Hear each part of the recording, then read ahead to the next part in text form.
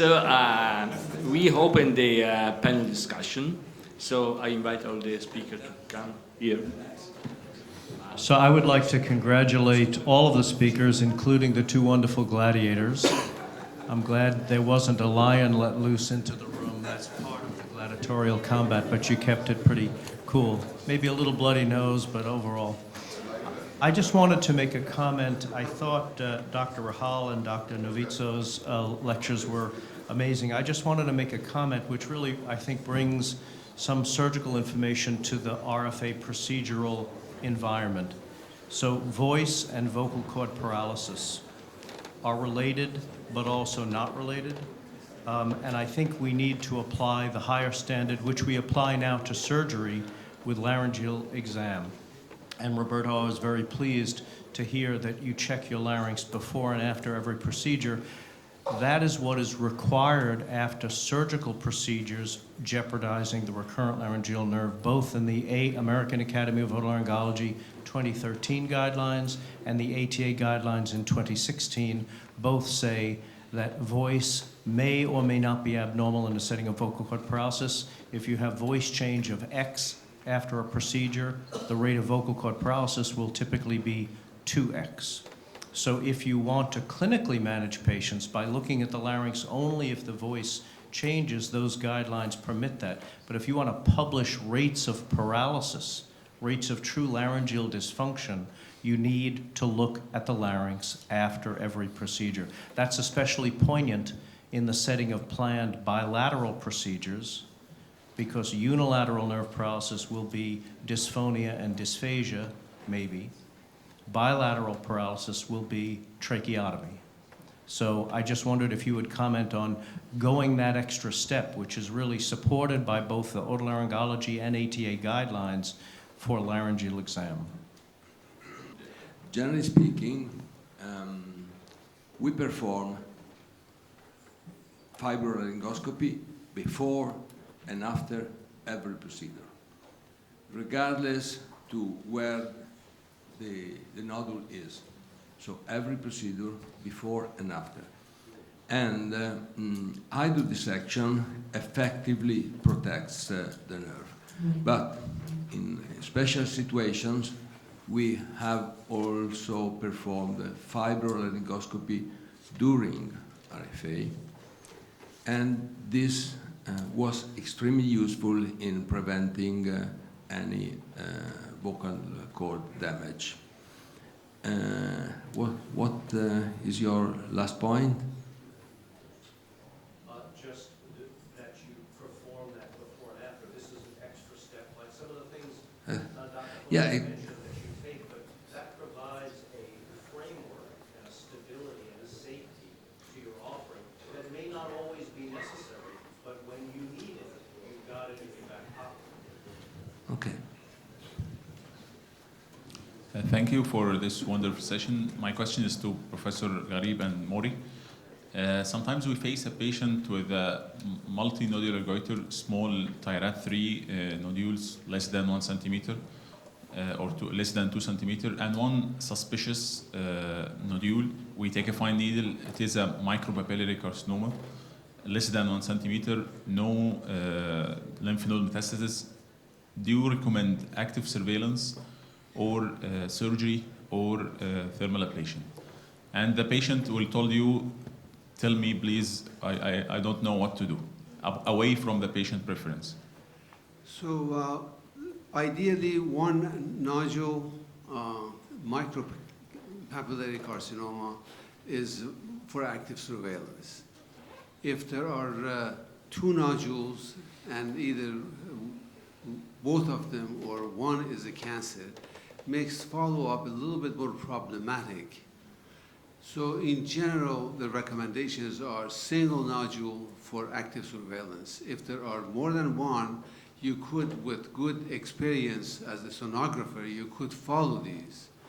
You don't necessarily have to biopsy everything. If there are high suspicion by ultrasound nodules, then you may want to do more than one biopsy of the nodules that are present.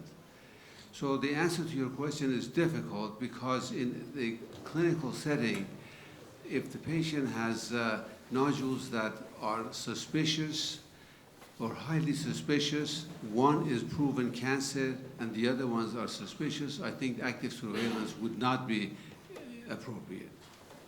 What about thermal ablation? Also for thermal ablation, I totally agree. Of course, we can offer active surveillance or thermal ablation, but it's not the ideal, and we cannot avoid the patient preference and to discuss with him. But I would not say that active surveillance or ablation are the first option to go. Thank you.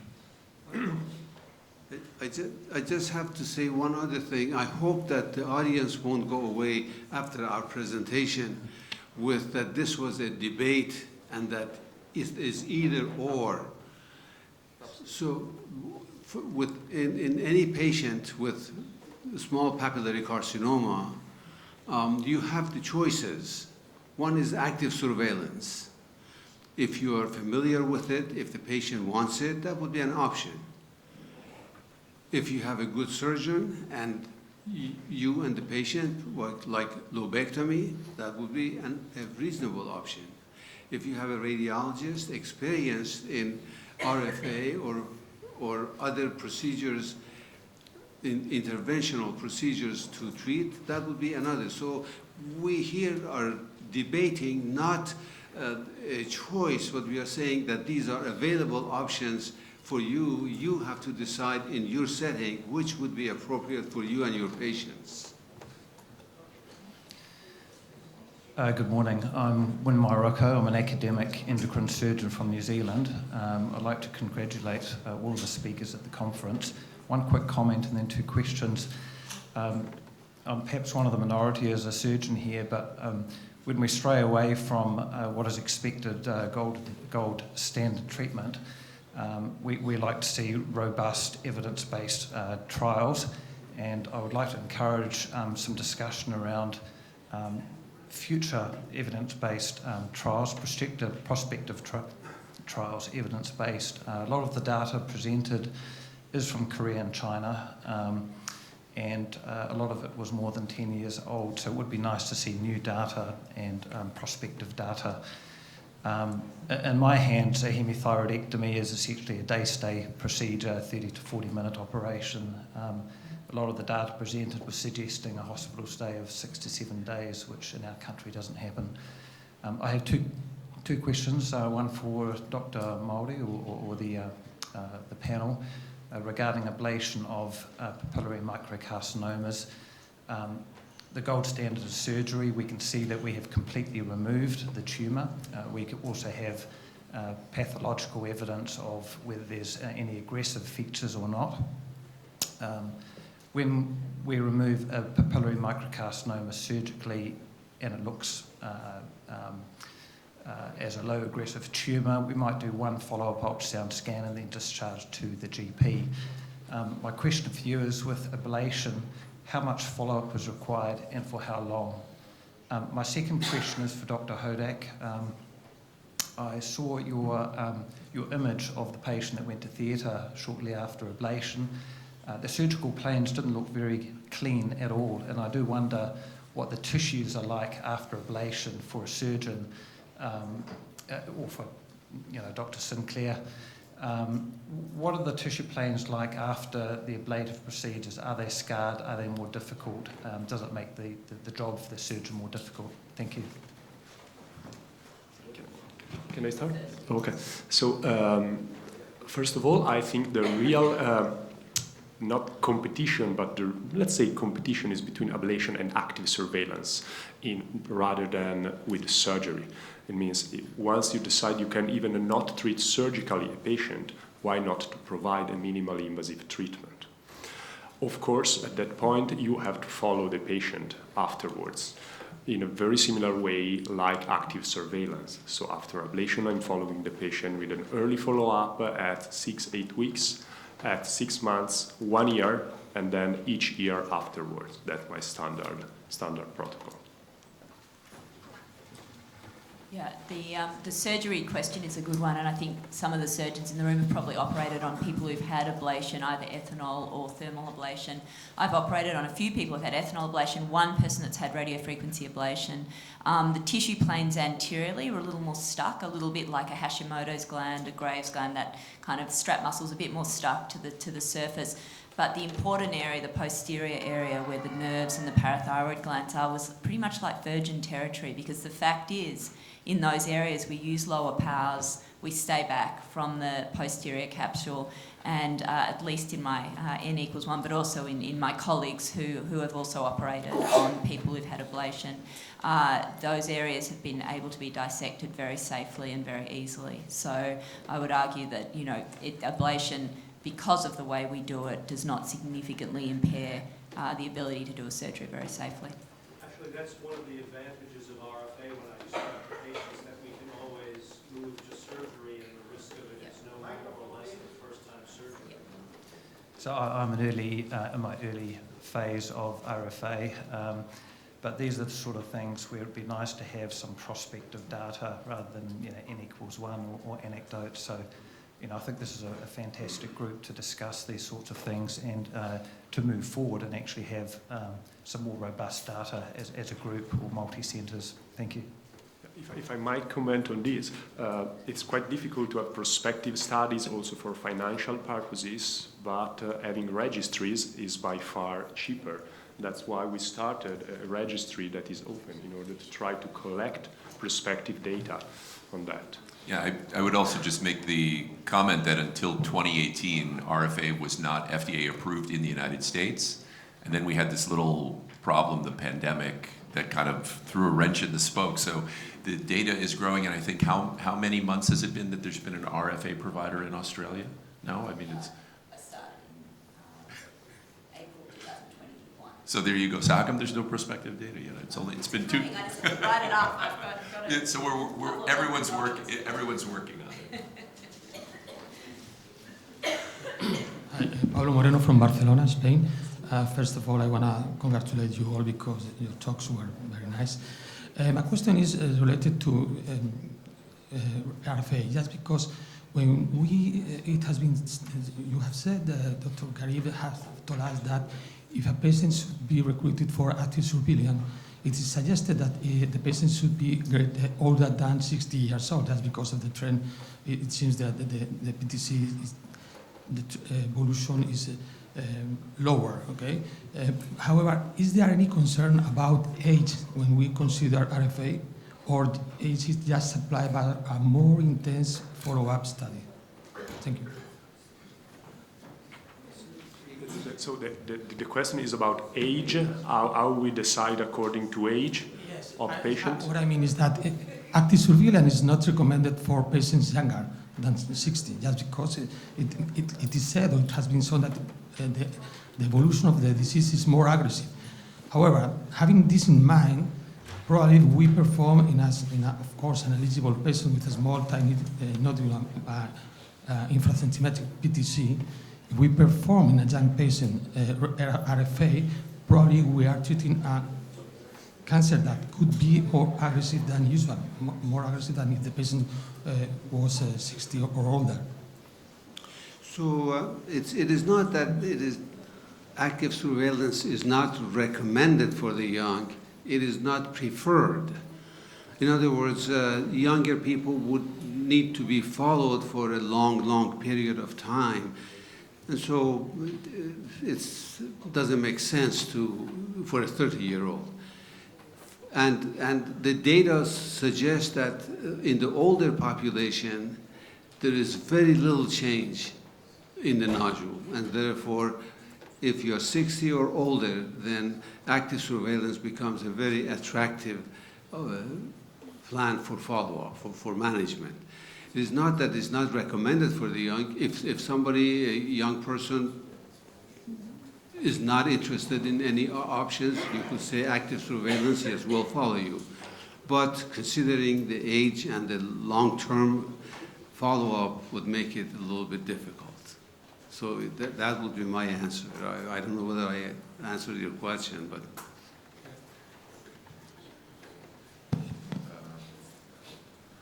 only completing what excellently Professor said.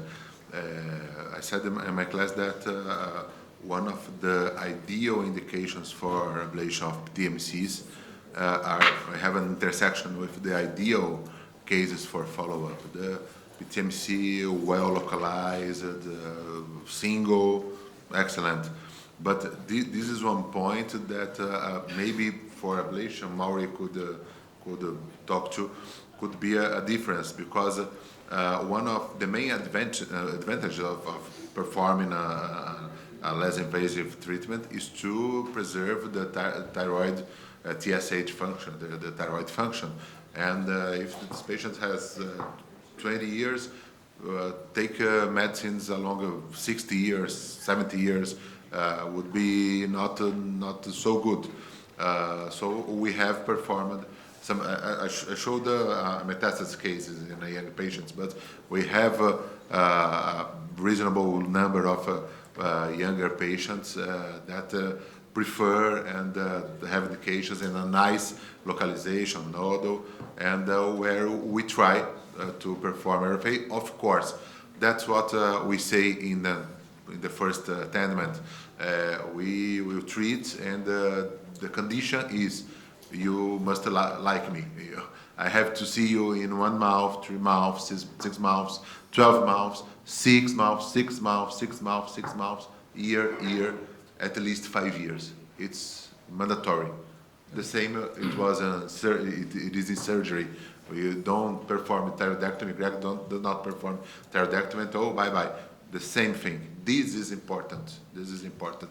But I think the main difference is this about the age, maybe between RFA, ablation of PTMCs, and active surveillance. But all the rest are very similar. The nice indication for active surveillance would be, in majority, the nice indication for ablation.